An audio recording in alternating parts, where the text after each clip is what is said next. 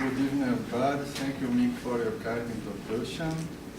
So I have to confess, before I came to live in the US, or when I watched news about gun shooting, I always got afraid of coming. But after living here for a while, I realized that here is safer than Brazil.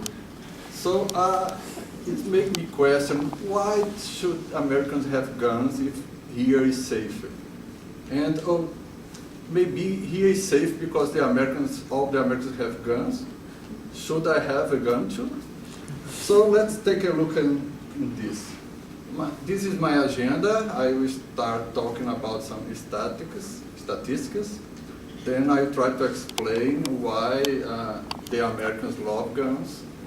And I will talk about some side effects of the gun culture, so related problems, and go through some regulations, laws, gun lobbying, politicians, and finally talk about some arguments in favor or against guns.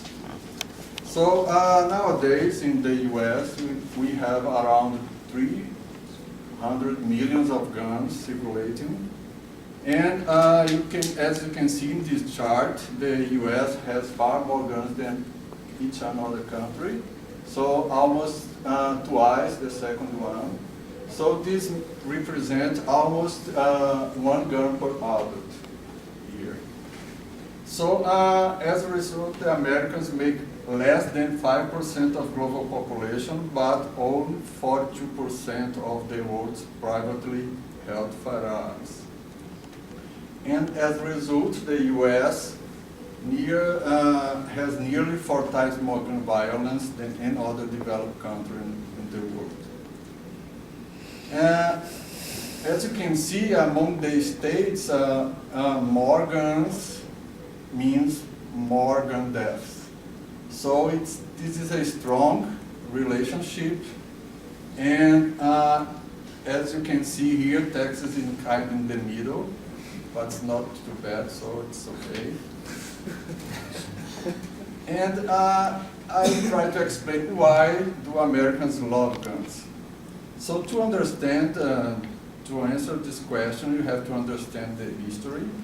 So when the first colonizers came here, there was only wilderness, a lot of animals, so they need guns for hunting, for food, and for protection. Then they realized that they are not alone.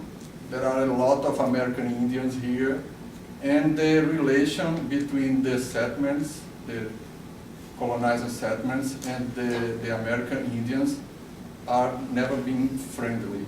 So they need guns for protection. And they create the civil militia, so all the adults have guns, so they can protect the cities, the settlements, and us. So these civil militias had a big role in the independence. So they fight against the UK, the kingdom, and got the independence. And after that, they write the Bill of Rights. So they put the Second Amendment that a well-regulated militia being necessary to the security of a free state, the right of people to keep and bear arms shall not be infringed. So the government has not the right to not allow the people to have guns. So after that, the civil militia become the arms, and the West expansion started. So the Old West days is really wild days. So everybody has to bear guns and protect themselves. And after these days, the US received a lot of immigrants from all around the world and became a multicultural society. So different groups, different cultures and religions, so they don't trust each other, so they keep having guns. And after all these, the necessity of having guns became a cultural issue. So nowadays is a culture. So, but this culture has a lot of side effects, and the first one I would like to talk is the mass shooting.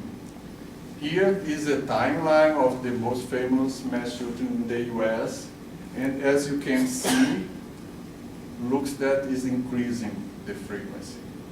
After the Sandy Hook mass shooting, more than 1,000 mass shootings occurred in the US. So this is crazy. But it's not the only problem related to guns. As you can see here, mass shooting gets most of attention, but suicides and homicides compose the majority of death or gun deaths. So much more suicides and homicides related to guns. And as everybody knows, every society has a lot of problems. So all these problems together with guns results in more deaths. So it's better avoid those combinations. Let's talk about a little bit about laws. So in the US we have the national, the state and local laws. So probably everybody here saw in our campus. So it's not allowed to bear guns here in our campus. So let's talk about the national ones. So the most famous is the Second Amendment, as I said. And this Second Amendment prohibits the state, the government, to avoid you to have guns. So here the Constitution is a negative power. So the power belongs to the people. So the government cannot prohibit you to have guns. And to change this, you have to change the Constitution. Then, more than 150 years, they got a new law, the National Firearm Act, and in 1934, I don't know if you remember, this is the times of gangsters, the mafia. So they decided to prohibit machine guns, silencers, and destructive devices. After that, in 1968, after JFK murder, they decided to prohibit some transportation of guns. And in the Bill Clinton age, when he was a president, he was able to pass two laws, the Brad Bill, expanding the background checking, and the assault weapons ban. But these two laws expired because the next government, George W. Bush, did not support the maintenance of these two laws. So why, after all this, the mass shooting, the suicide, the homicide, the Americans keep having guns, and the government is not capable of changing this?